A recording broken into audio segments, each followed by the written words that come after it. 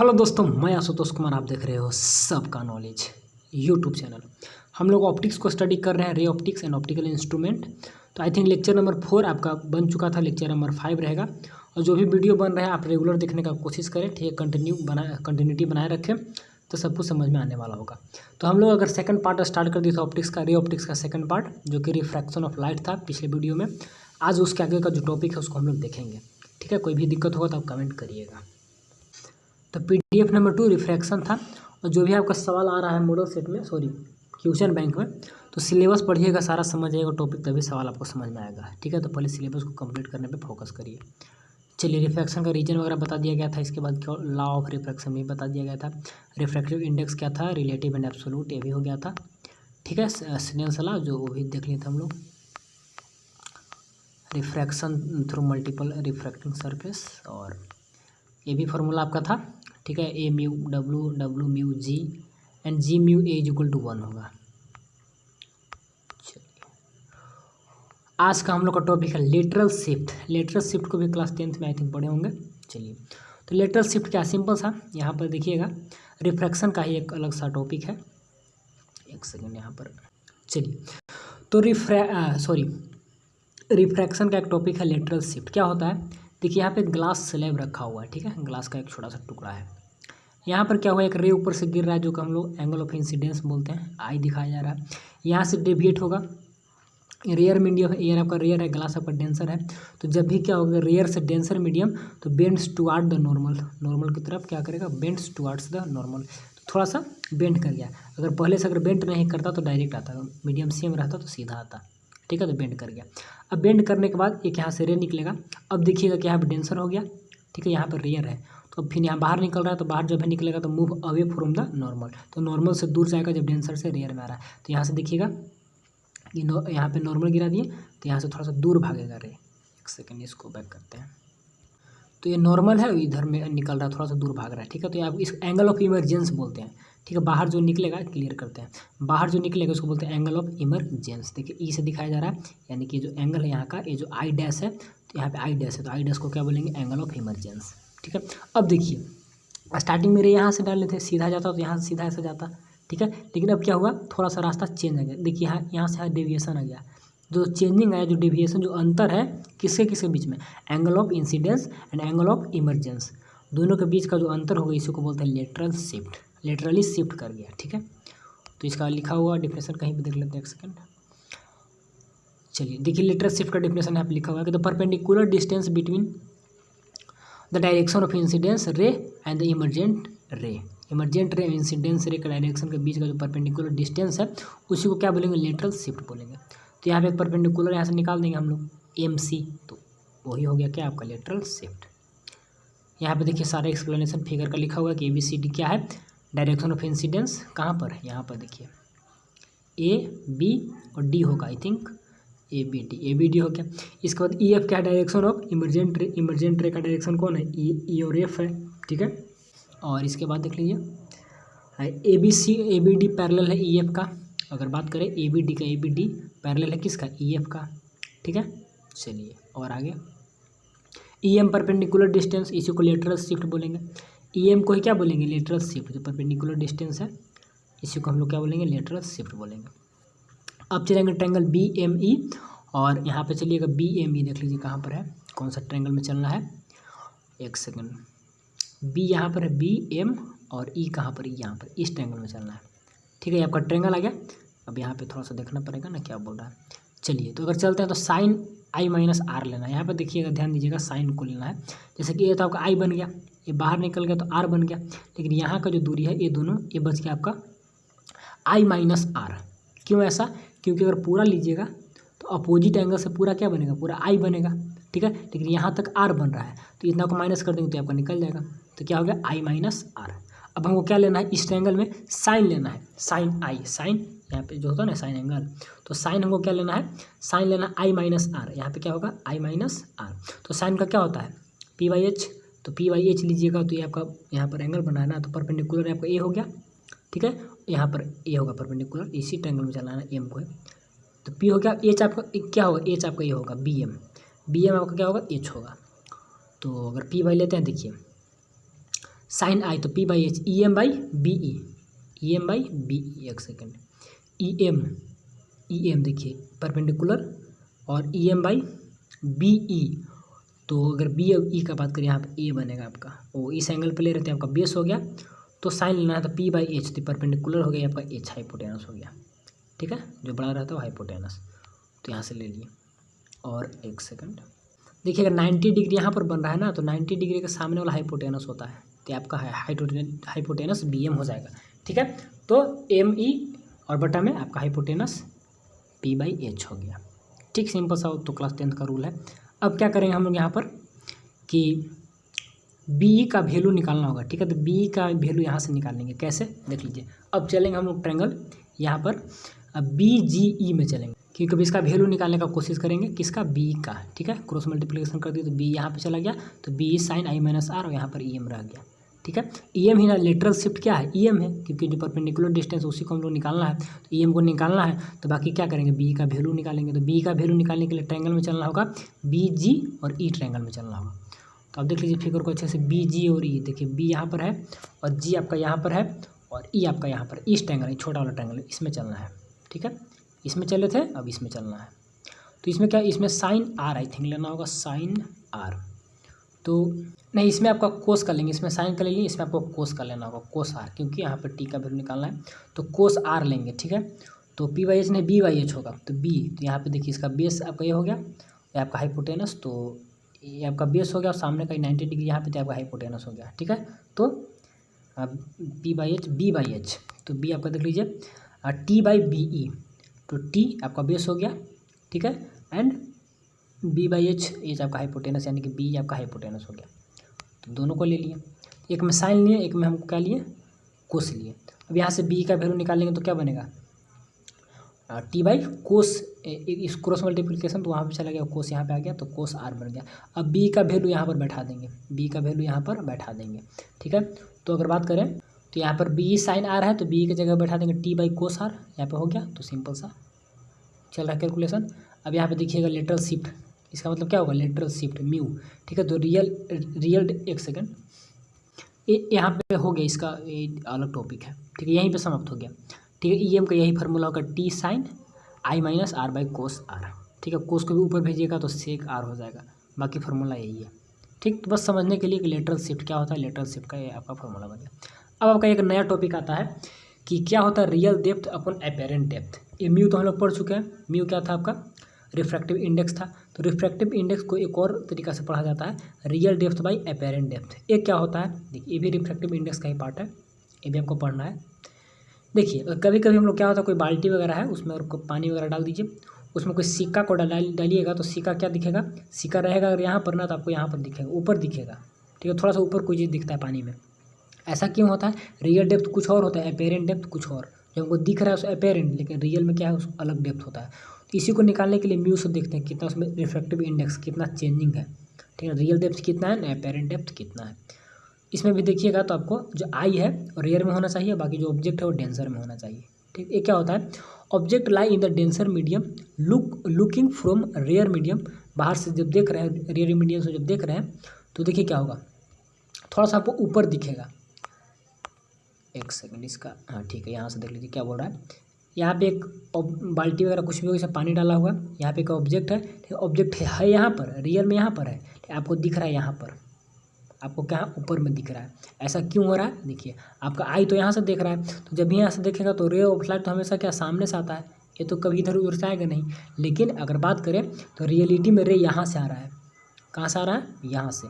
लेकिन अब डेंसर से रेयर में जा रहा है, तो अवे फ्रॉम द नॉर्मल भाग गया, तो आपके सामने यहाँ से आ रहा है, आपको क्या लगेगा कि यहाँ से आ रहा है। तो रिफ्रैक्टिव के चलते ऐसा होता है, रिफ्रैक्शन के चलते। तो सारा कुछ यहाँ पे लिखा है। वो क्या है, वो आपका पोजीशन ऑफ द ऑब्जेक्ट है, यहाँ पर वो है।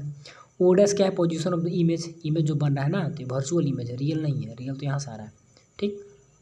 ओ ए क्या है, रियल डेप्थ है, ओ डैश ए क्या है, अपेरेंट डेप्थ, यहाँ पे देखिएगा तो ये आपका ओ और ए यहाँ से यहाँ तक, ओ डैश ए अपेरेंट है, ओ ए पूरा का पूरा रियल डेप्थ हो गया, बाकी वही है।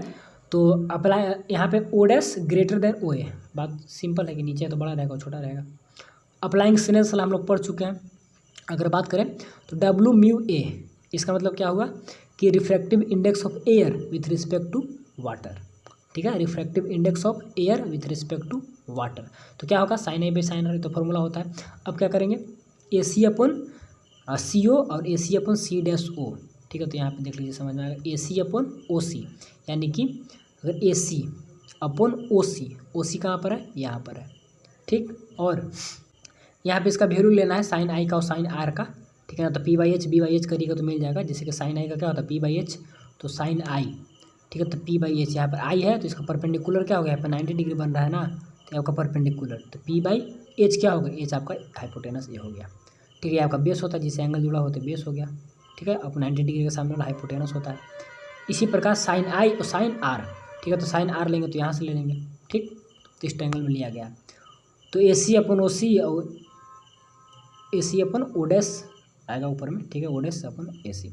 यहाँ से देखिए ए सी से कट गया, ओ डैश अपन ओ सी बच गया, ठीक है। तो ए म्यू डब्ल्यू क्या होगा, ओ सी अपन ओ डैश सी, यानी कि अगर बात करें ए म्यू डब्ल्यू, तो थोड़ा सा देखना पड़ेगा पिक्चर, ओ सी अपन ओ डैश सी, तो ओ सी अपन ओ डैश सी, यानी कि यहाँ पे देखिए ओ सी है, ओ डैश सी मिल गया, दोनों ट्रायंगल में चले। तो चलिए, since the point C lie between close to A, अगर सी को देखिएगा तो बहुत ही ए के क्लोज में है, इसीलिए ओ सी के जगह पे क्या करेंगे, ओ ए डाल देंगे, और ओ डैश सी के जगह पे क्या करेंगे, ओ डैश ए कर देंगे, सी के जगह पे ए कर देंगे, क्योंकि सी और ए काफ़ी क्लोज में है। कैसे क्लोज में है, देखिए ए कहाँ पर है और सी कहाँ पर है, सी और ए काफ़ी क्लोज में, हम लोग यहाँ से नहीं दिख रहा है, लेकिन वहाँ पर काफ़ी क्लोज में, दोनों एक ही जगह पे होगा, ठीक है। बहुत बड़ा ऑब्जेक्ट है, तो आपका ए भी वहीं आएगा और सी भी वहीं लाई करेगा, इसीलिए चेंज कर देंगे कि ए के जगह पर सी हम लोग बैठा सकते हैं, ठीक है। तो ऐसा चेंज कर दिए। अब देखिए क्या हो गया, ए आपका बदल गया ए के रूप में, ठीक है। अब आगे देख लीजिए, तो फार्मूला बन गया यहाँ से कि ए म्यू डब्ल्यू, ठीक है, refractive index of W with respect to air, क्या बन गया, ओ ए अपन ओ डैश ए, यानी कि रियल डेप्थ, ये आपका प्रूफ हो गया, फार्मूला प्रूफ हो गया। एग्जाम में इसका फार्मूला प्रूफ करने के लिए नहीं आकर ये प्रूफ हो गया। तो mu is equal to real depth upon apparent depth, यानी कि O A upon O dash A, तो O A real depth upon O dash A apparent depth, ये आपका म्यू आ गया, ठीक है ना, जो कि आपका रिफ्रैक्टिव इंडेक्स जो लोग निकालते हैं बन गया।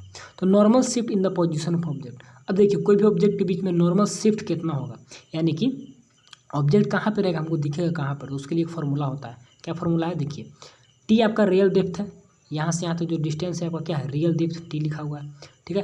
एक्स आपका अपेरेंट डेप्थ, आपको दिखाई तो ऊपर देगा ना, दिखाई तो यहाँ से देगा नहीं, दिखाई आपको यहाँ से यहाँ देगा ना, ये एक्स हो गया, ठीक है। म्यू क्या निकालेंगे, real depth upon apparent depth, यानी कि T by X, normal shift आ गया, ठीक है, कितना का चेंजिंग करेगा। तो नॉर्मल शिफ्ट यहाँ पर देखिएगा तो इतना पर नॉर्मल शिफ्ट है, यहाँ पर ओ मानिएगा, यहाँ पर ए मानिएगा, ये आपका नॉर्मल शिफ्ट आ गया, इतना चेंज आ गया शिफ्टिंग, ठीक है। तो आपका रियल डेप्थ फार्मूला याद रखिएगा बस, तो X is equal to T upon U, तो अगर एक्स की बात करें एक्स इज इक्वल टू, तो T real depth apparent depth, ठीक है, टी बाई यू आ गया। चलिए, तो नॉर्मल शिफ्ट तो टी माइनस एक्स, और अगर टी और तो टी के जगह पे एक्स के जगह पे इसको बैठा दीजिए यहाँ से, ठीक है ना। तो क्या हो जाएगा, टी बाई यू या म्यू जो समझिए, ठीक है। तो टी बाई यू, तो यहाँ से टी कॉमन ले लीजिए, तो 1 × 1 माइनस म्यू, तो ये आपका नॉर्मल शिफ्ट का फॉर्मूला आ गया कि टी इंटू 1 × 1 माइनस म्यू। तो यहाँ से जो टी रहेगा पूरा डिस्टेंस उसमें से 1 माइनस करके, ये बस फार्मूला याद रखिएगा कि ऐसा सवाल देंगे, एक दो सवाल बनाइएगा तो समझ में आ जाएगा। चलिए, फॉर द सेवरल मीडियम, बहुत सारे मीडियम आ गया, तब क्या करेगा, म्यू1 म्यू2, रिफ्रैक्टिव इंडेक्स तो सबका अलग अलग होगा ना, T1 T2 T3 ये सब अलग अलग मीडियम है, ठीक। तो अब क्या होगा, नॉर्मल शिफ्ट कैसे निकालेंगे, सिंपल सा T1 1 × 1 माइनस म्यू1, T2 1 × 1 माइनस म्यू2, ठीक है, प्लस T3 ब्रैकेट में इंटू 1 माइनस 1 बाई म्यू3, सब जो सिंपल एक बन गया तो उसी लिए सबको कर देंगे, ठीक है ना। तो समेशन ऑफ मीन निकालते हैं, सारे को मीन कर लेंगे, तो 1 से लेकर n तक रहेगा, तो टी जो भी रहेगा आई का वैल्यू और 1 माइनस 1 बाई आई, ये आपका मीन निकल के सारे को ऐड कर देंगे। सिंपल सा है कि जो भी रहेगा टी एन रहेगा, तो हम लोग यहाँ से चलेंगे 1 माइनस 1 बाई म्यू एन, ठीक, खत्म हो गया। चलिए, अब कुछ न्यूमेरिकल टाइप्स यहाँ से देख लीजिए, ठीक है। न्यूमेरिकल तो बहुत क्लियर हो जाएगा, समझ में आ जाएगा कैसे हो रहा है। तो देखिए यहाँ से क्लियर हो जाएगा, जो भी कन्फ्यूजन होगा अभी तक में। कर रहा है किसी क्या, thickness of a glass plate, ठीक है, ऑफ द रिफ्रैक्टिव इंडेक्स इसका दिया हुआ है, म्यू दिया हुआ है। When it is placed on A dot on A sheet of paper it rises it's view, तो अगर एक शीट ऑफ पेपर उसको रखा जाता है अंदर में तो हल्का सा ऊपर दिखाई देगा 1 सेंटीमीटर। तो फाइंड द थिकनेस, तो ग्लास का जो थिकनेस उसको बताना है। रिफ्रैक्टिव इंडेक्स दिया हुआ है और कितना हाइट पर दिख रहा है वो भी दिया हुआ है। जैसे कि म्यू इक्वल टू क्या पढ़े हम लोग, टी इंटू 1-1/म्यू, ठीक है। तो यहाँ पर इसका वैल्यू 1 कैसे, और तो आपका नॉर्मल शिफ्ट यहाँ पर 1 सेंटीमीटर ऊपर उठाया ना, तो नॉर्मल शिफ्ट कितना 1 ही ना हुआ। तो 1 × 1 माइनस, और यहाँ पे इसका रिफ्रैक्टिव इंडेक्स दिया हुआ है 1/5 को लिख दिया ऐसे करके। कैलकुलेशन टी इंटू 1/3 यानी कि T is equal to 3 centimetre यहाँ से निकल जाएगा। अब देखिए जो यहाँ पर टी है आपका, तो टी ही क्या हो गया, टी ही आपका पूरा का पूरा थिकनेस आ गया। बात को समझे, देखिए दोबारा से बता रहे हैं। कर रहा है कि यहाँ पर एक थिकनेस में कह रहा है कि thickness of a glass plate का थिकनेस जिसका रिफ्रैक्टिव इंडेक्स इतना दिया हुआ है। When it is placed on A dot, जब उस पर एक डॉट लगा के, ठीक है, ऑन द शीट ऑफ एक शीट ऑफ पेपर पे डॉट लगाकर उसमें प्लेस किया जाता है, तो कह रहा है कि उजराइज 1 सेंटीमीटर ऊपर दिख रहा है। तो फाइंड द थिकनेस निकालना, थिकनेस फार्मूला कितना शिफ्ट कर गया, तो 1 सेंटीमीटर शिफ्ट कर गया, तो 1 यहाँ पर निकालनी है, और टी इंटू फार्मूला बैठा कर टी का वैल्यू निकालने का काम आपका हो गया। ठीक, जो हम लोग अभी फार्मूला पढ़े थे यहाँ पर नॉर्मल शिफ्ट, तो बस सिंपल सा आई थिंक समझ गए होंगे आप। चलिए आगे देख लीजिए, आगे कुछ सवाल कर रहा है कि से एक container is filled with the water, इतना सेंटीमीटर डीप अंदर तक है। The depth of the needle is using the bottom of the container appear to be 9.4 centimetre. नीचे से अगर ऊंचा में दिखा जाए तो इतना ऊपर दिख रहा है। तो find the refractive index, mu निकालना है, तो real depth upon apparent depth, तो इतना बाई इतना सिंपल से निकल गया। यहाँ पर कोई ऐसा नहीं है। तो एक फार्मूला नॉर्मल शिफ्ट के रिस्पेक्ट में पढ़ें, एक फार्मूला हम लोग म्यू के रिस्पेक्ट में पढ़ें, ठीक है। तो दोनों से देख लीजिए। चलिए अब आपका एक बहुत ही इंटरेस्टिंग टाइम अभी आपका आई थिंक है। चलिए बहुत ही इंटरेस्टिंग टॉपिक स्टार्ट होने जा रहा है कि टोटल इंटरनल रिफ्लेक्शन, पूर्ण रूप से जितना से इंसिडेंट गया उतना ही से क्या गया, रिटर्न आ गया। टोटल देखिए यहाँ पे रिटर्न आ गया। ऐसा कैसा होता है, समझिए सपोज दैट कि आपका एक एंगल से यहाँ पर हम लोग डालें, ठीक है, तो बाहर निकल गया। दूसरा क्या होगा कि यहाँ पर आई जो होगा और यहाँ पर सी होगा, दोनों यहाँ पर बराबर होंगे, यानी कि उसी में निकल गया। और एक क्या होगा कि जितना से आई में डाले उतना ही से बाहर निकल गया, यानी कि इसका जो सिद्धांत है यहाँ पर अगर देखिएगा तो आपको क्या पढ़ना है, आप पढ़ क्या रहे थे, रिफ्रैक्शन, लेकिन क्या हो गया यहाँ पे रिफ्लेक्शन, रिटर्न आ गया। ठीक, तो आइए पहले इसका डिफिनेशन को देख लीजिए, तब और क्लियर हो जाएगा कि हम लोग पढ़ रहे थे रिफ्रैक्शन और कहाँ से आ गया रिफ्लेक्शन। चलिए क्या होता है टोटल इंटरनल रिफ्लेक्शन, ध्यान दीजिएगा। Correct, when the angle of incidence become greater than the critical angle. अब क्रिटिकल एंगल क्या होता है, तो इससे पहले क्रिटिकल एंगल समझ लीजिए, उसके बाद चलिए देखिए क्रिटिकल एंगल क्या होता है। Angle of incidence corresponding to which angle of refraction is 90 degree is called critical angle. वैसा एंगल को क्रिटिकल एंगल बोलेंगे जिसमें एंगल ऑफ रिफ्रैक्शन 90 डिग्री हो जाएगा। जैसे कि यहाँ पर देखिए एक सरफेस है, ठीक है, यहाँ से कोई एंगल ऑफ इंसिडेंस आई गिरा, लेकिन रिफ्रैक्शन यहाँ पर इसी पे चला गया, तो यहाँ पे बात करिएगा नॉर्मल गिरेगा तो 90 डिग्री बन जाएगा। तो एंगल ऑफ रिफ्रैक्शन आपका 90 डिग्री बन गया। तो इस जो एंगल गिरा इसको क्या बोलेंगे, क्रिटिकल एंगल। यहाँ पे जो आई होगा आई इज इक्वल टू सी हो जाएगा, और आई इज इक्वल टू सी हो जाएगा, और आर बराबर क्या हो जाएगा 90 डिग्री। तो आर बराबर 90 degree, I is equal to C, C क्या क्रिटिकल एंगल। क्रिटिकल एंगल वैसा बोलेंगे जिसका रिफ्रैक्टिव इंडेक्स रिफ्रैक्शन एंगल जो होता है वो 90 डिग्री हो जाएगा, ठीक है, रिफ्रैक्शन एंगल 90 डिग्री होगा। बात को समझ गए। तो चलिए correct, when the angle of incidence become greater than the angle of critical, कहाँ थे हम लोग, टोटल इंटरनल, ठीक है, angle of incidence become greater than the critical angle, critical angle से भी बड़ा हो जाएगा कौन, एंगल ऑफ इंसिडेंस। ठीक, तो देयर इज नो, अब देखिए इसके ऊपर कुछ था क्या, शुरू से पढ़ाते हैं ना सारे को, तब क्लियर हो जाएगा। चलिए ठीक है, देखिए ग्राफ को समझिए तभी क्लियर होगा, नहीं तो वहाँ पे कन्फ्यूजन हो जाएगा।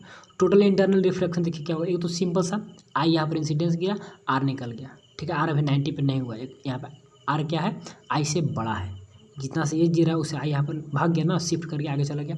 अब देखिए सेकंड पोजीशन क्या होगा, if R is equal to 90 degree, देखिए ये क्रिटिकल एंगल, ठीक, तो आई बराबर सी हो जाएगा, आई बराबर सी, यानी कि जो आई है वो सी के बराबर है, यानी क्रिटिकल एंगल के बराबर है। क्रिटिकल एंगल क्यों है, क्योंकि इसका 90 डिग्री पे रिफ्रैक्शन एंगल बना है। अब देखिए यहाँ पे जो आई डैश है वो आर डैश है, तो दोनों बराबर हो जाएगा, जितना एंगल से ए आ रहा है उतना ही एंगल से ए हो रहा है, ठीक है, यानी कि इंसिडेंस और रिफ्रैक्टिव दोनों एंगल यहाँ पर बराबर हो गया। तो इसी में आपका क्या होगा, टोटल इंटरनल रिफ्लेक्शन, जितना से गया उतना ही से रिफ्लेक्ट कर गया, ठीक है, जितना से गया उतना ही से रिफ्लेक्ट कर गया, तो इसीलिए बोलते हैं इसको टोटल इंटरनल रिफ्लेक्शन। तो यहाँ पर देखिएगा तो एंगल ऑफ रिफ्रैक्शन जो है यहाँ ये देखिएगा, तो एंगल ऑफ इंसिडेंस से बड़ा हो जाएगा। यहाँ पर आर बड़ा था, यहाँ पर दोनों बराबर थे, यहाँ पे आपका क्या हो जाएगा, आपका आई बड़ा हो जाएगा, ठीक, चेंज हो जाएगा। तो यहाँ पर आगे देख लीजिए, और यहाँ से ये तो बड़ा ही होगा, यहाँ पे फिर बड़ा, ये तो बड़ा ही होगा हमेशा, ठीक है। यहाँ पर जो देखिएगा, एक सेकेंड, ये तो हमेशा बड़ा ही होगा। ये दोनों में रिलेशन, यहाँ पे आर बड़ा आई के रिस्पेक्ट में, यहाँ पर आई और आर दोनों बराबर, ये जो निकल रहा है जितना से 90, तो ये भी आपका 90 से गिरेगा तो फिर 90 निकल गया। और यहाँ पर सॉरी, यहाँ पे आपका आर और सॉरी आई और सी, यहाँ पे 90 नहीं, आर आपका 90 है, बाकी आई और सी बराबर, ठीक है। और यहाँ पे दोनों आई डैश और आर डैश दोनों बराबर, तो आपका टोटल रिफ्लेक्ट कर गया। चलिए इसमें क्या बोल रहा है, इसमें वही है, एक पहले सबसे पहले तो अगर देखिएगा फर्स्ट लाइन यहाँ गया, फर्स्ट यहाँ निकल गया, फिर सेकंड यहाँ से गया, सेकंड यहाँ निकल गया, तो आपका यहाँ पे 90 डिग्री बन गया, तो क्रिटिकल एंगल हो गया।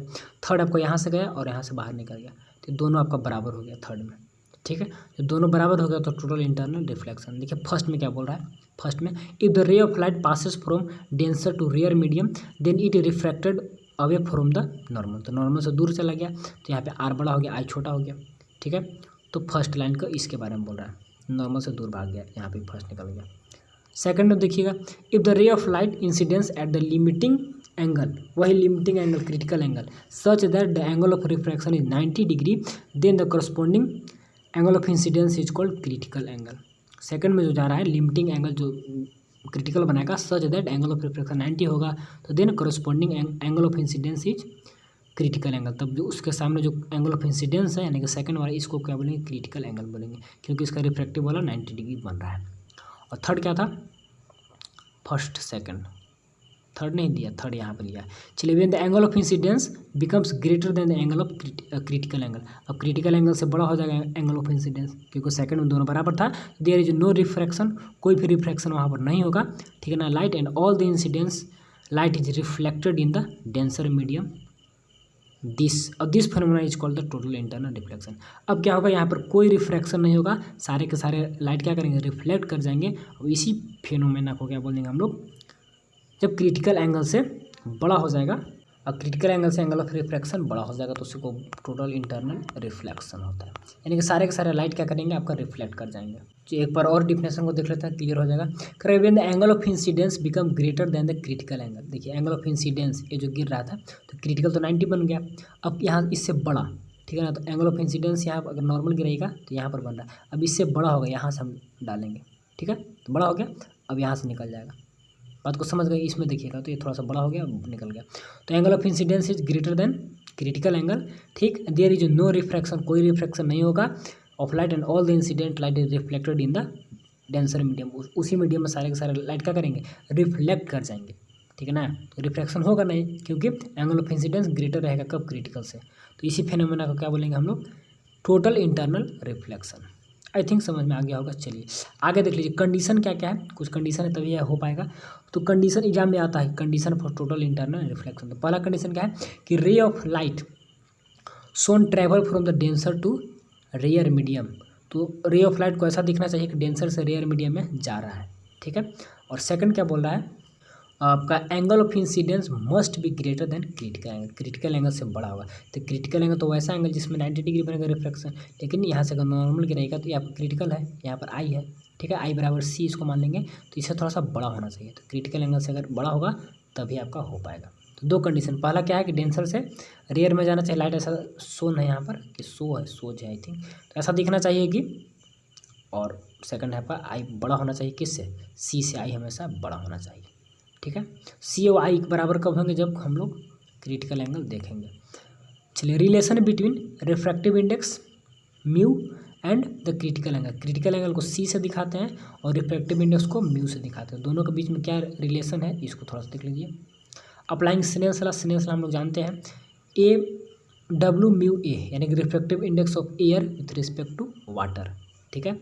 तो क्या होगा, Snell's law sine A upon sine R, तो आर यहाँ पर 90 डिग्री लेंगे, क्यों, क्योंकि आई बराबर सी है, ठीक है, क्योंकि क्रिटिकल एंगल का रिलेशन दिखाना है ना, तो आपका 90 डिग्री लेंगे तो साइन 90 हो गया, आपका साइन सी रह जाएगा क्योंकि निकालना है। और डब्ल्यू म्यू ए, तो इसका क्या होता है, इसका हम याद किए हैं 3/4 होता है आई थिंक। और साइन सी, एक सेकेंड, बस यहाँ पे वैल्यू नहीं बैठाया गया, बस म्यू को म्यू रख दिया गया। तो अगर देखिएगा तो यहाँ पे निकाले हम लोग refractive index of air with respect to water, लेकिन एयर के रिस्पेक्ट में निकालना है ना, तो यहाँ पे इसको चेंज कर देंगे। इसको यहाँ पे साइन 90 का वैल्यू 1 आ गया तो साइन सी रह गया, तो चेंज कर देंगे तो ये भी चेंज 1/sin c आ जाएगा, यानी कि mu is equal to 1/sin c। Critical angle और म्यू में रिलेशन यही याद रखिएगा कि mu is equal to 1/sin c। यहाँ पर एक एग्जाम्पल लिया है critical angle of the glass, यानी कि ए म्यू जी, ग्लास ना है तो ग्लास का आगे विथ रिस्पेक्ट टू एयर, तो इसका वैल्यू कितना 3/4 याद रखिएगा आपका, इसका याद रखिएगा ए म्यू जी का, ठीक है। और ए म्यू किसका एक और था, ए म्यू डब्लू का, ठीक है ना, तो उसका 4/3 होता है आई थिंक बताए थे, तो याद रखना होगा। चेंज करेंगे तो 3/4 आ जाएगा, ठीक है। तो ए म्यू जी का 3/2 है, तो जी म्यू ए का 2/3, वो तो हम लोग जानते हैं चेंज होता है।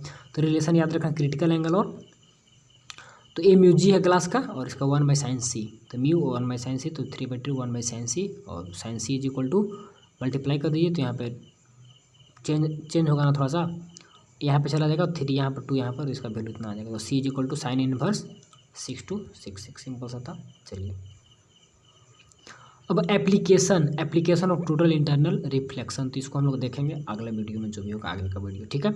तो थोड़ा सा कुछ यहाँ पे कन्फ्यूजन हुआ होगा तो इसको एक बार और PDF को लिख कर पढ़िए, ठीक है, दोबारा से वीडियो को देखिएगा तो समझ में आ जाएगा, ठीक। चलिए आज थोड़ा सा हम निकले हो कहीं थे ना, तो वहीं पे आए, जस्ट वीडियो कल बनाए नहीं थे तो अचानक ही आपका रिकॉर्ड कर रहे हैं। चलिए ठीक है, एक बार और वीडियो को देखना है और नोट्स को लिख कर पढ़ना है, समझ में आ जाएगा, सिंपल सा है।